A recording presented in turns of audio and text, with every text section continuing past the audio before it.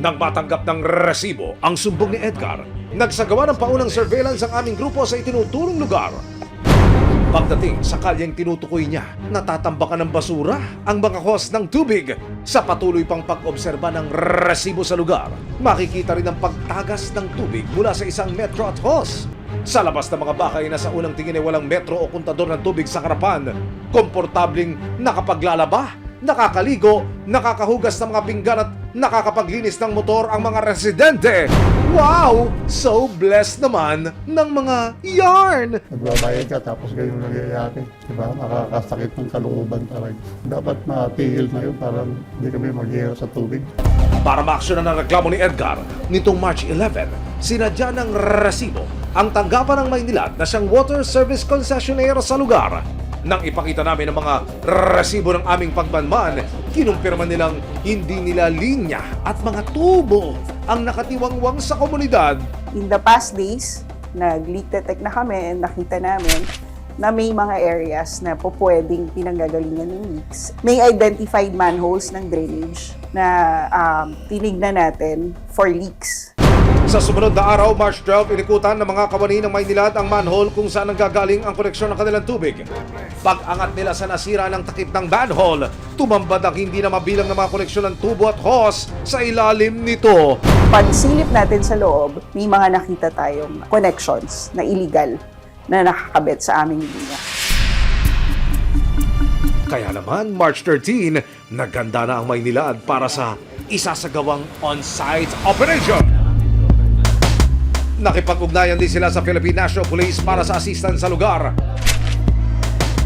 Nang makatanggap ng ghost signal ang Maynilad mula sa barangay, may hiniing ka ba, sumbong o reklamo? tumulak na ang grupo papunta sa lugar ni Edgar kasama ang resibo. Ipagtanggol ang api, iwaksi ang tiwali. Pagdating sa area, bumulaga sa grupo ang isang manhole na tinambakan na ng mga basura. At nang buksan,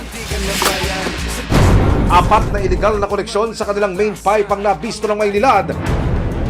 Agad na itong sinimulang baklasin ng Maynilad. So ngayon, 6 na tubo na yung pinutol. Opo. We're expecting more pa sa ilalim. Ang main pipe nyo concrete. Pagka in-expose po, makikita natin. Okay.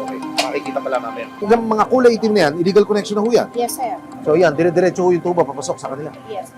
Okay. So, itong linya na to, in-expect natin 40 houses. 40 houses. Yung nakakonect. Okay. Assumption na. Tapos, yan o ilibre o meron silang binabayaran? Wala. Kung inyong makikita ko sa ating video, yung mga tubo ng illegal connection ay nasa mismong pusali. Tignan nyo naman o. Kung gaano karumi, kung gaano kadugyot.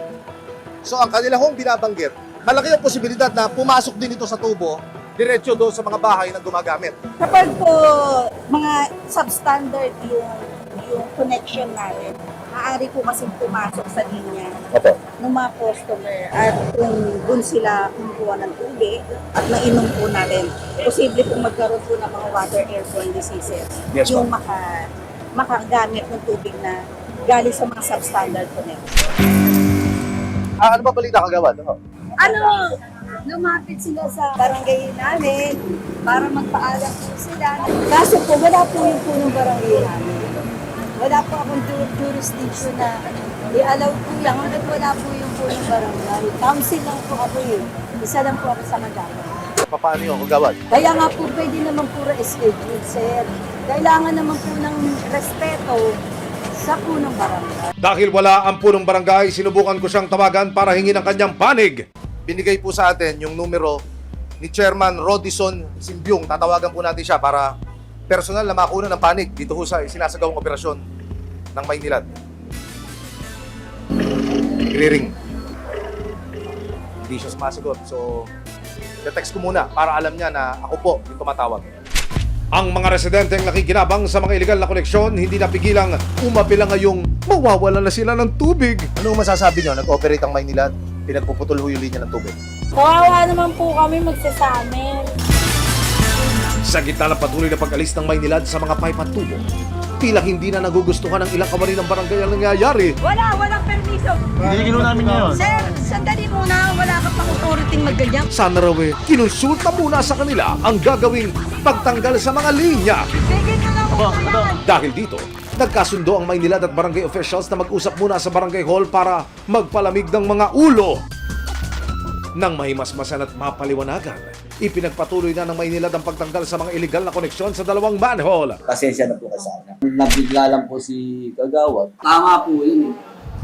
Ayusin po yung mga ano para gumanda yung daloy ng tubig katulad po ng nire-reklamo na pararami dito ng mga tamang nagbabayad. Sa panayam ng resibo sa Maynilad, lumalabas sa investigasyon nila na maraming tagas at labis nang nasira ang kanilang main connection. May nakita tayong mga illegal connections. And definitely, outright, tatanggalin natin kasi hindi siya legal. Bukod sa perwisyong hatid nito sa mga nagbabayad naman talaga para sa tubig sa Maynilad, may dala rin daw itong panganib sa kalusugan. Pag nagkaroon ng contamination, lahat ay prone to the risk of contamination which can lead to waterborne diseases.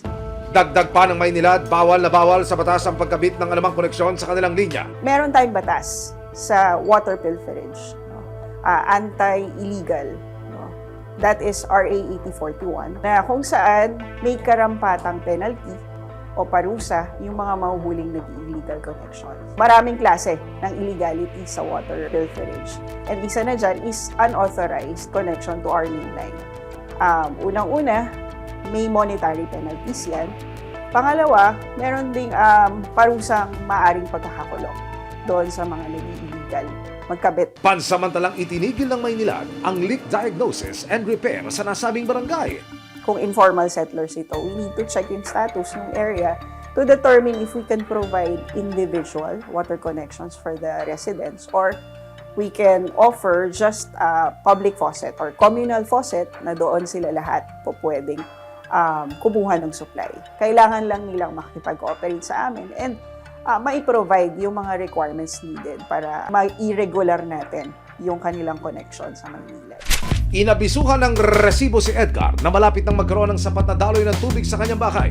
Patuloy na makikipagtulungan ang resibo para masolusyonan ang mga hinaing at sumbong, lalong-lalo na kung ito'y may nalalabag na batas at nakapanlalamang at nakapeperwisyo na sa kapwa.